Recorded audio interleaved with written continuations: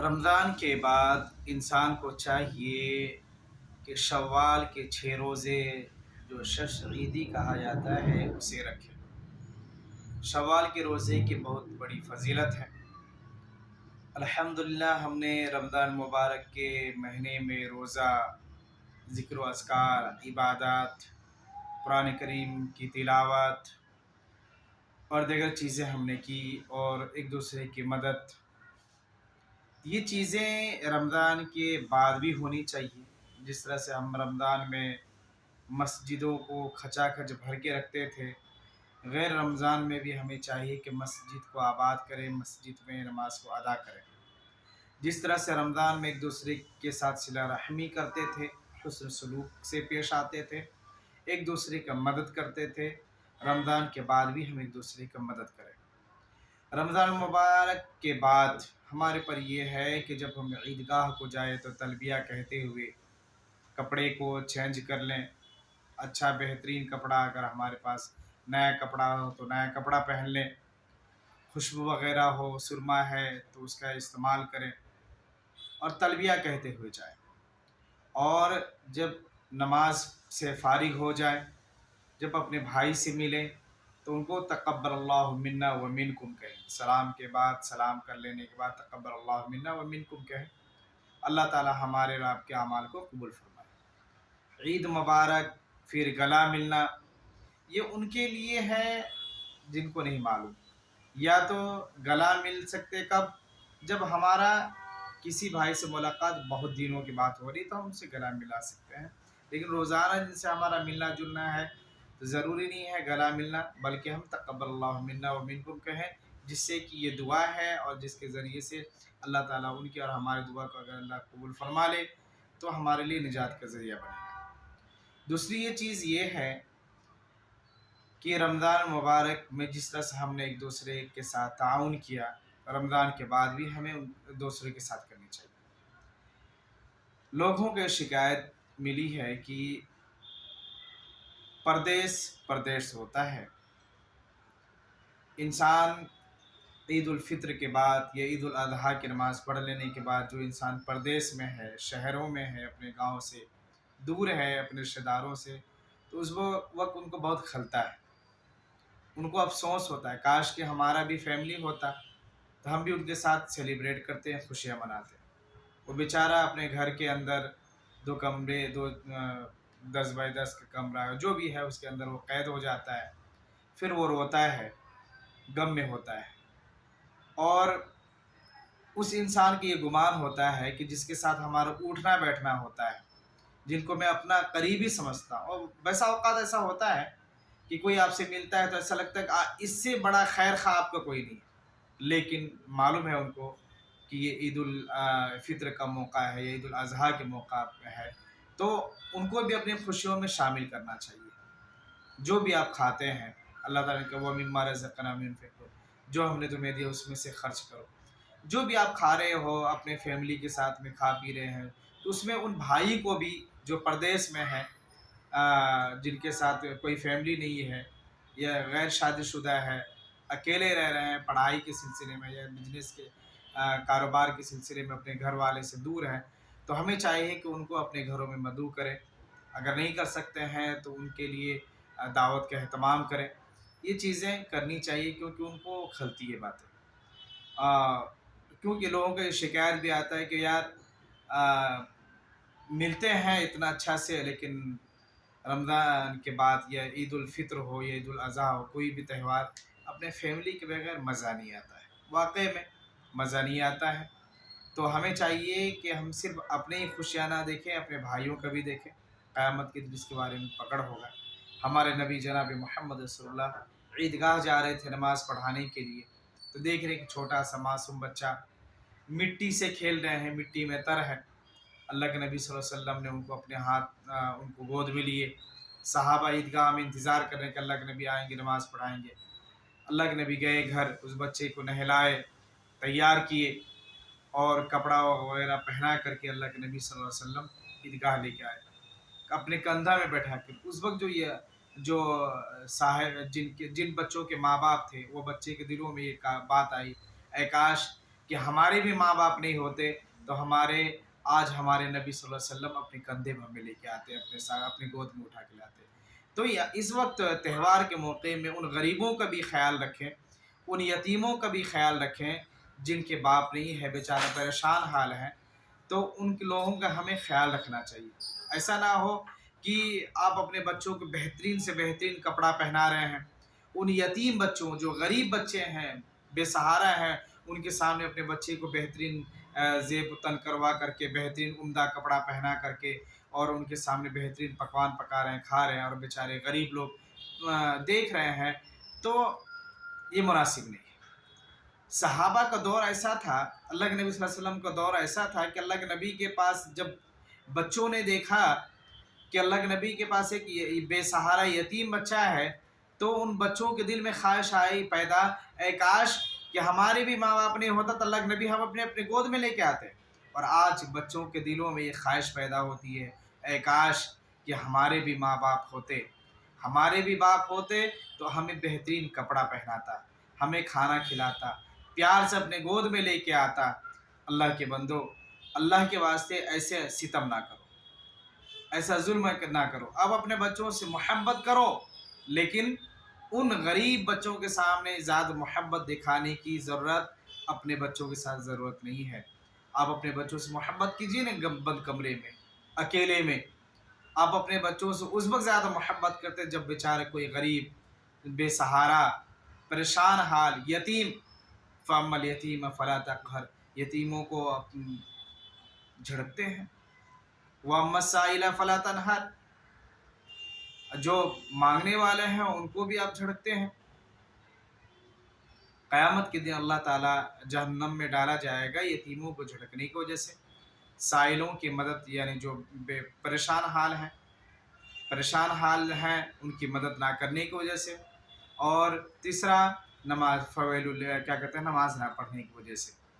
تو عید الفطر کا موقع یا کوئی بھی عید ہو، عید الفطر ہو یا عید الاضحیٰ ہو، مسلمانوں کو 2 ہی عید آتا ہے سال میں، آپ سیلیبریٹ کریں، خوشیاں منائیں، اس میں کوئی وعید نہیں ہے، لیکن آپ ان بھائیوں کا بھی خیال رکھیں جو آپ کے ساتھ ہوتے ہیں، آپ ان کو بھی اپنے خوشیوں میں شامل کرنے کی کوشش کریں۔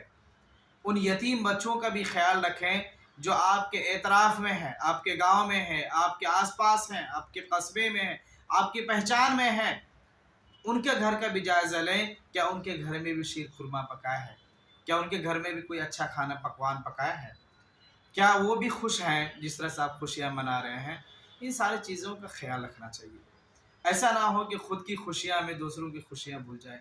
فلسطین کا ہی دیکھیے، بہت سارے بچے بے گھر ہیں، مائیں پریشان ہیں، بیوہ ہیں، گھر نہیں ہے، اس کے گھر سب پہ چھت نہیں ہے، عید کیا ہوتا ہے ان کو نہیں پتہ، کھانے کو ترس رہے ہیں، سڑکوں میں جو بھی پڑا ہوا ہے اسے اٹھا کے کھا رہے ہیں۔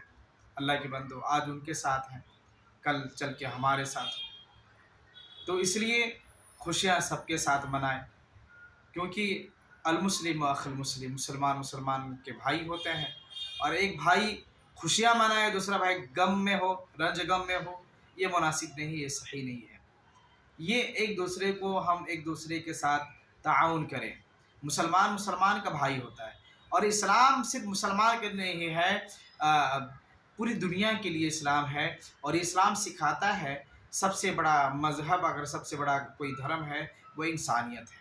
اللہ کے نبی صلی اللہ علیہ وسلم کے دور میں اللہ کے نبی کے ساتھ کیا کیا نہیں ہوا۔ مکہ میں آپ رہے، مشرکین مکہ نے آپ کو پاگل کہا، مجنون کہا، دیوانہ کہا، آپ کو کنکریوں سے مارا گیا۔ ہاں، مکہ میں رہتے ہوئے طائف میں کہ کنکریوں سے آپ کو مارا گیا، پتھروں سے مارا گیا، لہو لہان ہو گئے، بے ہوش ہو کے گر پڑے۔ فرشتے آتے کہتے ہیں اللہ کے نبی حکم دے ان کو دونوں پہاڑوں کے درمیان پیس دے، ہمارے نبی نے معاف کیا۔ مکہ میں رہے، مکہ والوں نے جینا دوبر کر دیا، نماز پڑھ رہے ہیں اونٹ کی اجڑی آپ کے اوپر رکھ دے رہے ہیں، طواف کر رہے ہیں آپ کو گالی گلوچ کر رہے ہیں، پیشاب کے انداز میں آپ کے اوپر ہڈی کے جو پوسیدہ ہڈی اس کو ریزہ ریزہ کر کے پیشاب کے انداز میں آپ کے اوپر اڑا رہے ہیں، آپ کے چہرے میں تھوکنے کی کوشش کر رہے ہیں۔ لیکن وہی نبی جن پر یہاں تک کہ سارے مشرکین مکہ نے یہ پلاننگ کر لیا کہ آپ جو ہے محمد کا خاتمہ ہی کر دیتے ہیں، ایسے گھڑی میں जब आप सल्लल्लाहु अलैहि वसल्लम मक्का से निकले तो आपकी बेटी को आपको निशाना लगा, वो निशाना चुक गया और आपकी बेटी के हमल पेट में लगी जाके वो तीर, आपकी बेटी हमल से थी, हमल साकित हो गया, बच्चे पेट से निकल गए और अब उसमें वो शहीद हो गई। अल्लाह के नबी बहुत रोते थे ये मामला को याद करके, लेकिन जब वही नबी मक्का आते हैं तो सारे के सारे लोगों को माफ़ कर देते हैं। कहते हैं कि बेसहारों का मैं सहारा बनने आया हूँ, जिसके सर पे दुपट्टा नहीं मैं उनके सर पे दुपट्टा रखने आया। जो अबू सुफियान के घर में वो महफूज है। अबू सुफियान की बीबी हिंदा आप सल्लल्लाहु अलैहि वसल्लम के चाचा को शहीद करवाई। आप सल्लल्लाहु अलैहि वसल्लम के चाचा के जिस्म के 7 टुकड़े करवाई। 7 टुकड़े करवाने के बाद आप सल्लल्लाहु अलैहि वसल्लम के चाचा के सीने से कलेजे को निकाल कर अपने मुंह में चबाने की कोशिश की, चबाई। इतने सारे कुछ होने के बावजूद वो हिंदा आप सल्लल्लाहु अलैहि वसल्लम के सामने आती तो आप उन्हें माफ़ कर देते हैं। अच्छा, अल्लाह के नबी सल्लल्लाहु अलैहि वसल्लम रहमत बन के आए थे, एक दूसरे का ताउन करते थे। वो रज़ाई बहन शीमा बिनत हारिस मुशरिकीन के साथ में आए थे अल्लाह के नबी को ख़त्म करने के लिए, इस्लाम को मिटाने के लिए। जब वह पकड़ी जाती तो कहती है मैं तुम्हारी बहन हूँ शीमा। तो कहते मैं कैसे मानूँ मेरी बहन? बोले कि बचपन में तूने यहाँ हमें काटा था, ये निशान दिखाई। तो अल्लाह के नबी रो पड़े, अपने चादर उतार करके। वो दुश्मन बहन जो आपको शहीद, आपको कत्ल करने आई थी, सहाबा को मिटाने आई थी, वो नबी अपने जिस्म का चादर उठा करके ज़मीन में डाल देते हो। मेरी बहन बैठ, क्या चाहती है? अगर आप चाहती हैं तो मैं आपको अपने घर लेके जाऊँ मदीना, वहाँ आपको बहुत लाड़ प्यार से रखूँ, आपकी खिदमत करूँ, या आप अपने कौम में जाना चाहती तो मैं आपको अपने कौम के साथ। क्या हुआ? उन सारे के सारे लश्करों जो लोग अल्लाह के नबी को कत्ल करने आए थे, सहाबा को मिटाने आए थे, सारे के सारे लोगों को अल्लाह के नबी माफ़ कर देते हैं, अपने बहन को भी माफ़ कर देते हैं। और सारे के सारे लोगों को माफ़ करने के साथ साथ अल्लाह के नबी अपनी बहन को बहुत सारे हदिया और तोहफे दे करके रवाना करते हैं। ये हमारे नबी सल्लल्लाहु अलैहि वसल्लम की सीरत रही है। आप सल्लल्लाहु अलैहि वसल्लम को जो मिटाने की कोशिश करते हैं, अल्लाह के नबी उनके साथ हुस्न सलूक करते थे।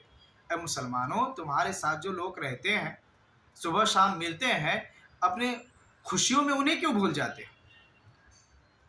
उन्हें क्यों भूल जाते हो? हमारा आपके ये मामला हो गया कि आपकी कैटेगरी के जो लोग हैं, आपके साथ जो बड़े बड़े लोग रईस लोग रहते हैं, आप उनको तो पूछते हैं, या वो लोग को आप पूछते हैं जिनके पेट ऑलरेडी पहले से भरे हुए हैं, जो भूखे हैं, बेसहारा है, आप उनको नहीं पूछते। ये अल्लाह के नबी सल्लल्लाहु अलैहि वसल्लम का तरीक़ा नहीं है, ये सहाबा का तरीक़ा नहीं है। अल्लाह के नबी का तरीक़ा को अपनाइए, सहाबा वाले ज़िंदगी को अपनाइए। ये तरीक़ा गलत है। आज कोई भी मुसलमान अगर आह कर दे, आपके लिए बद्दुआ कर दे, तो आपकी खुशी कोई माने नहीं रहता है। खुशी वो है जो आप किसी के साथ मिल के सेलिब्रेट करते हैं। खुशी वो नहीं कि आप अपने घर में कर लिए, आपके जो चाहते हैं, जिससे आपका लेन देन है, जिससे आपका मुफाद है, जिससे आपका फ़ायदा है, उससे खुशी है। अल्लाह के नबी सल्लल्लाहु अलैहि वसल्लम ये बताइए, जब मक्का से सहाबा परेशान होकर के मदीना आए, तो ये बताइए सहाबा, मक्का के सहाबा मदीना के सहाबी को पहचानते थे, एक दूसरे को जानते थे? नहीं जानते थे। लेकिन अल्लाह के नबी ने कहा आज से तुम एक दूसरे के भाई हो। उसका मतलब इसका क्या हुआ कि सहाबा अपने भाई को घर लेके गए, मुहाजिर सहाबी को, कहते हैं ये मेरी बीवी है, ये मेरा खेती है, ये मेरा घर है, जो पसंद है बोलो मैं तुमको दे देता हूँ। आज आपके खूनी भाई, आपके खूनी रिश्तेदार आपके गांव में, आपके कस्बे में, आपके पास, आपके जान पहचान में परेशान हाल है, आप उनकी कभी परेशानी देखने नहीं गए।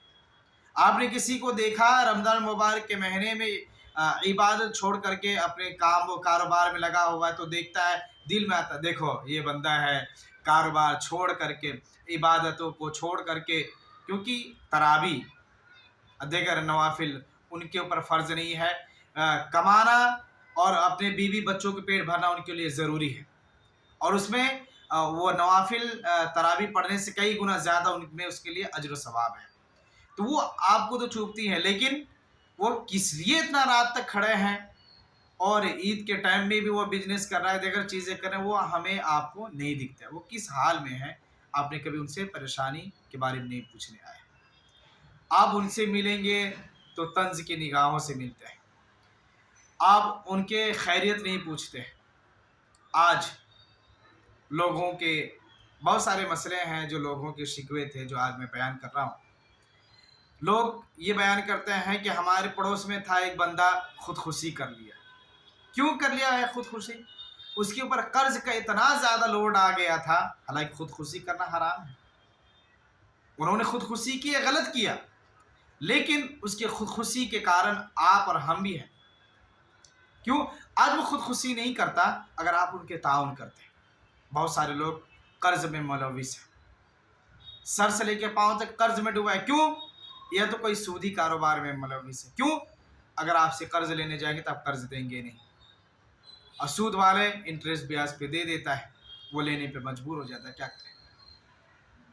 تو آپ کے ماتحت میں، آپ کے آس پاس میں اگر کوئی پریشان حال ہے، محنت کرنا چاہتا ہے، تو آپ ان کے تعاون نہیں کریں گے، نہ ان کے پاس آپ سامان لیں گے، نہ ان کے ساتھ کچھ کریں گے، آپ ان کے ساتھ تعاون نہیں کریں گے، اور آئیں گے بھی تو ان کے ساتھ مارجن کریں گے، ان کو کہیں گے بھائی اتنا نہیں، اتنا اتنا نہیں، تو بیچارہ اس طرح سے کرتا ہے۔ لیکن آپ جو بڑے لیول پہ ہے، آپ ان کی مدد کرتے ہیں، آپ کے کروڑوں کا نقصان ہو جاتا ہے، پھر آپ روتے ہیں، پھر انہی کے سامنے آ کے دکھڑا بیان کرتے ہیں، پھر اس کے دل میں آتا ہے کاش کہ تو لوگوں کے سامنے کروڑوں کا تو خرچہ کیا، لیکن اے کاش کہ میں کچھ کرنا چاہتا تو ہمارا کوئی مدد والا نہیں ہے۔ اللہ کے بندو، آپ کے ماتحت میں، آپ کی جو پہچان میں ہے، آپ پہلے ان کی مدد کریں۔ اللہ تعالیٰ ان سے آپ کے بارے میں جب پوچھا جائے قیامت کے بارے میں، آپ کے رشتہ دار، آپ کے پہچان والوں کے بارے میں پوچھا جائے، اس کے بارے میں نہیں جس کو آپ جانتے نہیں، بہت دور ہے، جس کے ساتھ آپ کو اٹھنا بیٹھنا ہوتا ہے، چلنا پھرنا ہوتا ہے، ان کے حالات سے آپ کے واقف ہیں، آپ ان سے پوچھیں۔ کبھی انسان ظاہراً میں بہت اچھا دکھتا ہے، لیکن اندر سے وہ بہت ٹوٹا ہوا ہوتا ہے، مجبور ہوتا ہے، بے سہارا ہوتا ہے، وہ سہارا ڈھونڈتا ہے، کاش کہ کوئی آئے ان کے پاس ان کو سپورٹ کرے۔ بہت سارے ایسے لوگ ہیں جو چاہتا ہے کہ میں تجارت کروں، دیگر چیزیں کروں، کاش کہ میرے پاس یہ چیز کا ہنر ہے، کاش کہ ہمیں کوئی پوش کر دیتا ہے، سہارا دیتا کوئی۔ تو یہ چیز ہمارے اندر نہیں ہے۔ ایک دوسرے کا تعاون کس طرح سے کرنا چاہیے، یہ چیز ہمارے اندر نہیں ہے، چاہے وہ صدقات کا ہو، یہ صدقۃ الفطر کا معاملہ ہو، یا زکوٰۃ کا معاملہ ہو، یہ امت میں جو ہے یہ سب جو معاملہ ہیں، امت میں جو ہے مسلمانوں کو جو فائدہ ہوگا اجتماعیت میں، اجتماعیت کے ساتھ اگر آپ کسی کے تعاون کرتے ہیں تو اس میں فائدہ ہے، اجتماعیت میں فائدہ ہے، برکت ہے۔ یہ وجہ ہے کہ اللہ کے نبی جناب محمد رسول اللہ صلی اللہ علیہ وسلم حجۃ الوداع کے بعد حضرت معاذ بن جبل رضی اللہ تعالی عنہ کو یمن کے لیے بھیج رہے تھے، روانہ کر رہے تھے۔ تو حضرت معاذ بن جبل کو بہت ساری باتوں کی نصیحت کی، جس کے بعد آپ چلے گئے وہاں، اسلام کی دعوت و تبلیغ کیے، کیونکہ اہل کتاب تھے وہ لوگ۔ پھر اس کے بعد حضرت ابوبکر صدیق کی خلافت آئی، دعوت و تبلیغ کا کام وہاں چالو تھا۔ پھر حضرت عمر بن خطاب رضی اللہ تعالی عنہ خلیفہ بنے، تو انہوں نے خط لکھا کہ اے معاذ، وہاں کے مالداروں سے زکوٰۃ وصولی کر کے غریب جو مسلمان ہے ان میں تقسیم کر دینا۔ حضرت معاذ بن جبل رضی اللہ تعالی عنہ ایمانداری کے ساتھ مالداروں سے زکوٰۃ وصولی کر کے وہ ایک جگہ اکٹھا کیا۔ دیکھیے اجتماعیت میں برکت ہے، اجتماعیت میں برکت ہے۔ حضرت معاذ بن جبل رضی اللہ تعالی عنہ سارے مالداروں سے زکوٰۃ وصولی کر کے ایک جگہ جمع کیے، پھر دیکھا اس یمن میں کون کون غریب مسلمان بھائی ہیں، آپ ان کی مدد کیے، آپ ان کے مدد کیے، مدد کر لینے کے بعد ان کو پورے دے دینے کے بعد کچھ مال بچ گئے جو مدینہ واپس کر دیا گیا۔ حضرت عمر امیر المومنین غصہ ہوئے کہ اے معاذ، میں نے تو یہ کہا تھا کہ وہاں کے مالداروں سے زکوٰۃ لینا ہے، غریبوں میں تقسیم کرنا ہے، تو انہیں غریبوں کا حق مارا ہے، غریبوں کا حق کو چھینا ہے، ہونا تو یہ چاہیے تھا کہ وہاں کے غریبوں کو دیتا، تو انہیں مدینہ بھیج دیا مال۔ حضرت معاذ بن جبل رضی اللہ تعالیٰ عنہ کہتے ہیں امیر المومنین، ہم نے کسی غریبوں کا حق نہیں مارا، بلکہ غریبوں میں تقسیم کر لینے کے بعد ایک تہائی مال بچ گیا تو ہم نے مدینہ بھیج دیا۔ دوسرے سال پھر حضرت معاذ بن جبل رضی اللہ تعالیٰ عنہ خط لکھتے، کہتے ہیں معاذ، حضرت امیر المومنین خط بھیجتے ہیں، معاذ وہاں کے مالداروں سے زکوٰۃ وصولی کرو اور غریبوں میں تقسیم کرو۔ مالداروں سے زکوٰۃ لی جاتی ہے، غریبوں میں تقسیم کر لینے کے بعد آدھا مال بچ جاتا ہے، آدھا مال بچ جاتا ہے، آدھا مال مدینہ بھیج دیا جاتا ہے اس مالوں کو۔ اور حضرت امیر المومنین جب وہ مال دیکھتے ہیں کہ یہ پچھلے سال سے زیادہ ہے، امیر المومنین غصہ ہو جاتے ہیں، اے معاذ، میں نے تو یہ کہا تھا کہ وہاں کے مالداروں سے زکوٰۃ وصولی کر کے غریبوں میں تقسیم کر دینا، تو نے غریبوں کا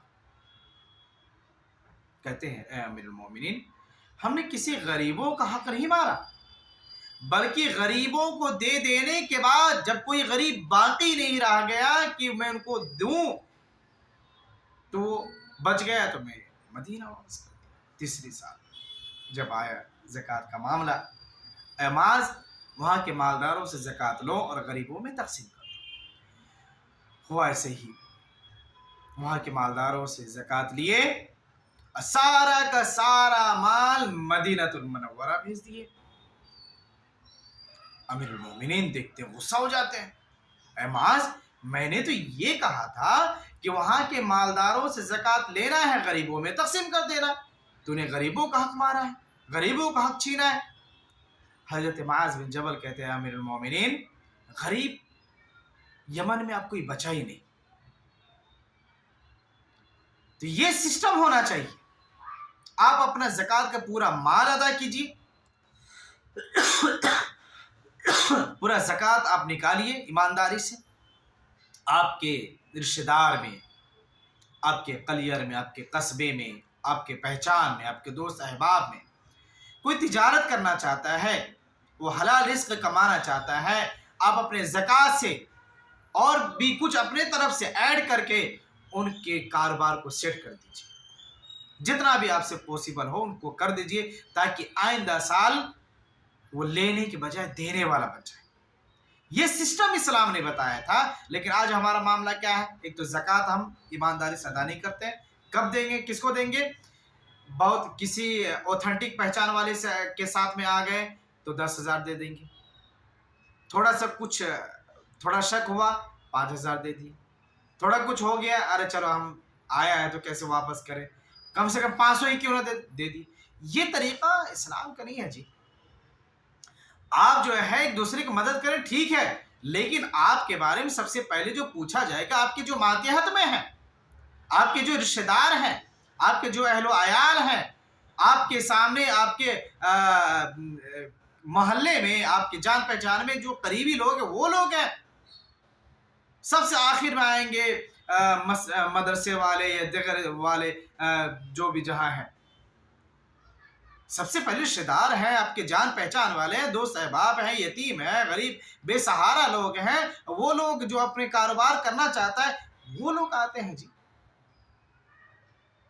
آپ ان کی مدد کریں، آپ کے رشتہ دار کے بارے کو مدد کریں، آپ کے جو دوست احباب، آپ کے خود آپ کے بھائی لوگ غریب ہیں، آپ خود دن بدن مالدار ہوتے جا رہے ہیں، آپ کے بھائی لوگ غریب ہیں، آپ شہر میں عالیشان زندگی گزار رہے ہیں، آپ کے ماں باپ گاؤں میں ہیں پریشان حال۔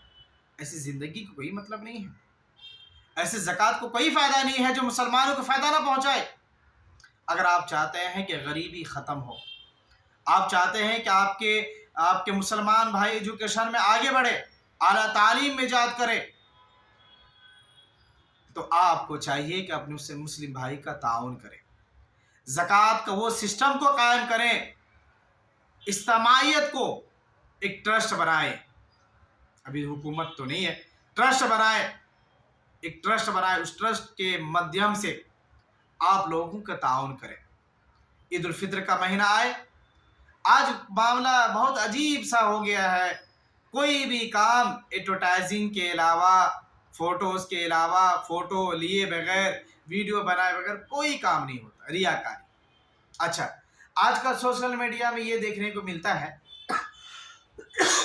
کہ دیکھو فوٹو لینا اچھا نہیں ہے، لوگوں کو ٹھیس پہنچتا ہے، لیکن اب دوسرا طریقہ ہے، شیطان نے ان کے ذہن میں ڈال دیا کہ دیکھو فوٹو لینا ریاکاری ہے نا، نیکی برباد ہو جاتے ہیں۔ ایک کام کرو، ایک کٹ بناؤ، رات کے اندھیرے میں کسی کے گھر کے پاس جاؤ، گھر کے دروازہ نوک کرو اور نوک کر کے اس کے دروازے کے پاس رکھ دو اور بھاگ جاؤ. کیوں؟ یہ ریاکاری نہیں ہوگا، اس کو سامنے والے کو پتہ نہیں چلے گا. بہت اچھی سوچ. لیکن یہ سوچ تو اچھی ہے، لیکن آپ کیا کر رہے ہیں؟ آپ ویڈیو بنا رہے ہیں چپکے سے. ارے بھائی بات تو وہی ہو گیا نا، سامنے والا ادھر ادھر دیکھ رہا، آپ اس کی ویڈیو بنا رہے ہیں اور سوشل میڈیا میں ڈال رہے ہیں. آپ بول رہے ہیں یہ طریقہ، اور لوگ کمنٹ بھی کرتے ہیں ہاں یہ طریقہ اچھا ہے. سامنے والے میں ارے پر پوری دنیا کو تو بتا رہا ہے نا کہ میں مدد کر رہا ہوں. یہ طریقہ اسلام کا نہیں ہے. امیر المومنین اشہد اللہ الہ الا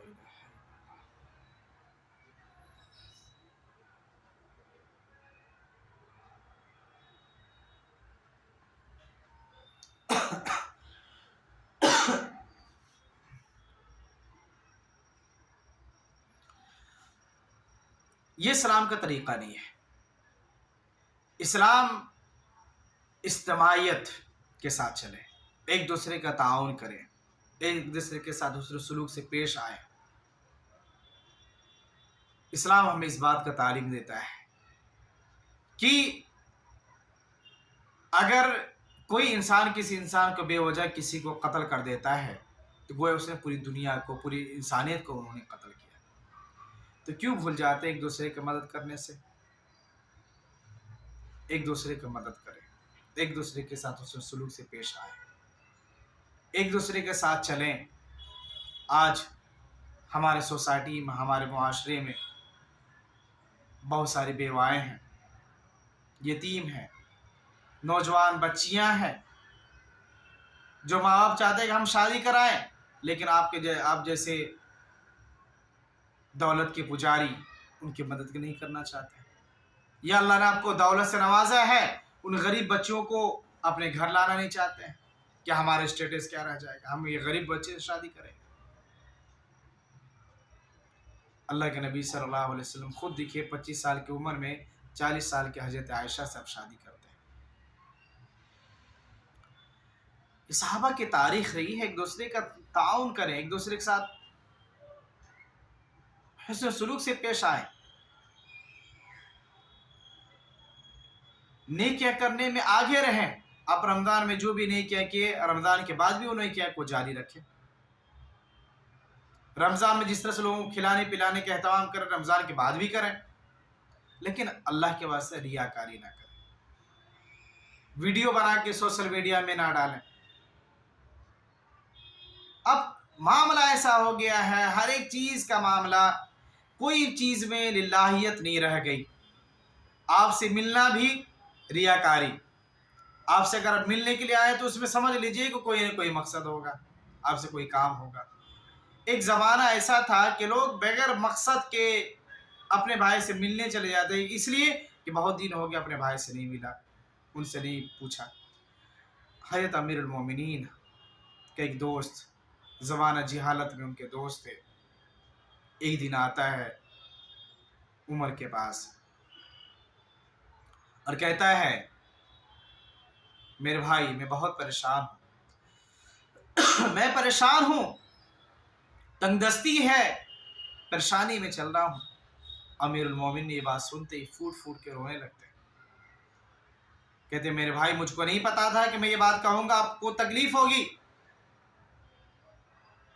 ہمیں معاف کریں. امیر المومنین کہتے ہیں میرے بھائی میں اس لیے نہیں رو رہا ہوں، بلکہ میں اس لیے رو رہا ہوں کہ آپ پریشان حال تھے، میں آپ سے کبھی خیریت نہیں پوچھا.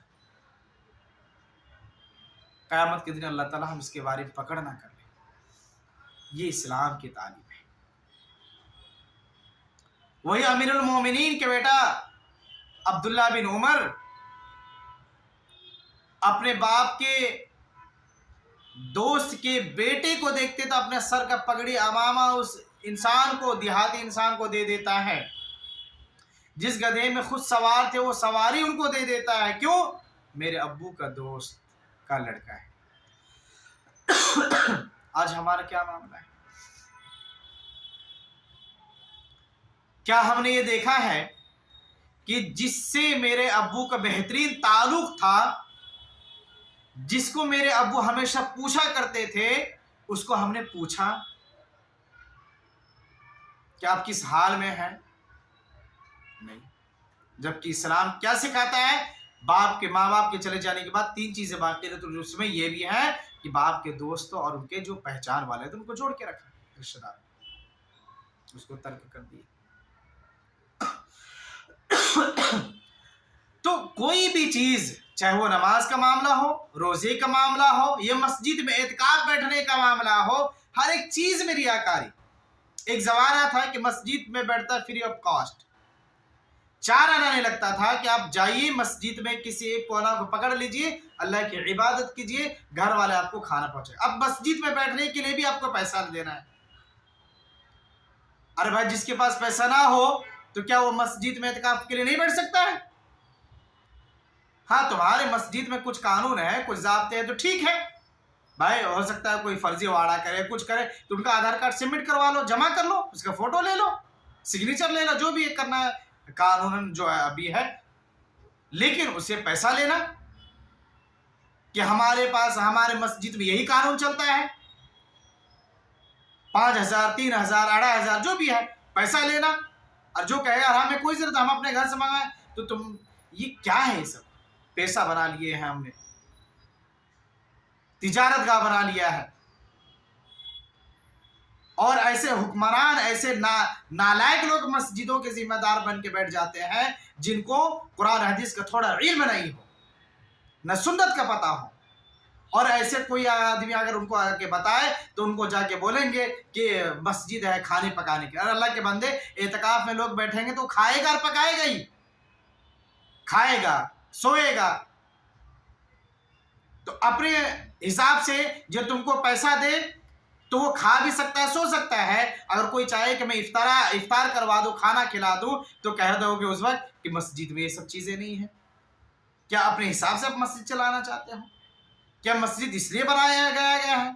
مسجد صرف اسی کے لیے ہے کہ آپ اپنے حساب سے چلائیں؟ مسجد جو ہے ہر ایک چیز کا ٹھکانہ، ایک چیز کا سینٹر. کوئی بیمار پڑ گیا مسجد میں علاج ہو سکتا ہے، بے سہارا ہے مسجد میں سو سکتا ہے، کوئی مسافر ہے دور سے بے جھجک مسجد میں آرام کر سکتا ہے. کیوں؟ اس میں عوام الناس کا پیسہ لگا ہوا ہے. اور اللہ کا گھر ہے، اللہ کے گھر میں کوئی بھی آ سکتا ہے. ایک غیر مسلم بھی آ سکتا ہے جو اللہ کو گالی دیتا ہے، مسلمانوں کو قتل کرنے کی بات کرتا ہے، وہ بھی اگر مسجد میں آ کے شرن لینا چاہے، مسجد میں آنا چاہے تو رہ سکتا ہے. ہاں، آپ کو ڈر ہے بھائی یہ کون ہے، ٹیررسٹ ہے کہ کیا ہے، بدماش ہو سکتا ہے، آپ ان کا آدھار کارڈ لے لیجیے، پروف کے لیے ہاف فوٹو لے لیجیے. لیکن ایک مسلمان کو ہی مسجد میں جانے سے روک دیا جائے، یہ سب کون سا قانون ہے؟ یہ کون سے قانون میں آپ نے پڑھا؟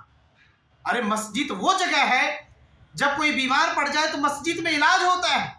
مسجد وہ جگہ ہے جہاں بچوں کی تربیت دی جاتی ہے. مسجد وہ جگہ ہے جب کسی کے سر پہ چھپڑی نہ ہو تو مسجد میں آرام کرتے ہیں. مسلمانوں بھول گئے لاک ڈاؤن میں کتنے سارے کووڈ کے پریشان لوگ تھے، کووڈ سے پریشان تھے، جن کو کووڈ ہو گیا تھا، کرونا وائرس ہو گیا تھا، مسجد میں علاج ہو رہا تھا. آج ان کو مسجدوں سے روک رہے ہو. آپ لوگوں کو قانون بتا دیں کہ مسجد کھانے پکانے کے لیے نہیں ہے. کس لیے ہے مسجد؟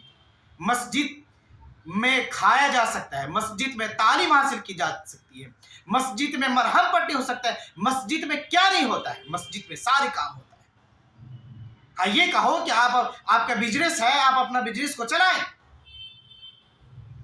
آج جو ہے کوئی بھی چیز للہیت کی وجہ سے جو ہے دین کے کام سمجھ کر کے جو ہونا چاہیے وہ نہیں ہو رہا ہے، بس ریاکاری.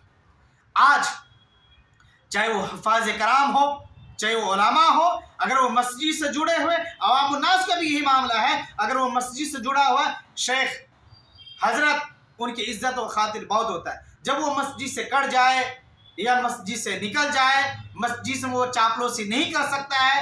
مسجد کے جو نااہل لوگ مسجد کے ذمہ دار بن کے بیٹھے ہیں، جن کو قرآن و حدیث کے علم نہیں ہے، ان کی چاپلوسی کرنا ان کو نہیں آتا ہے، تو وہ انسان مسجد سے نکل جائے تو ان کی کوئی حیثیت نہیں.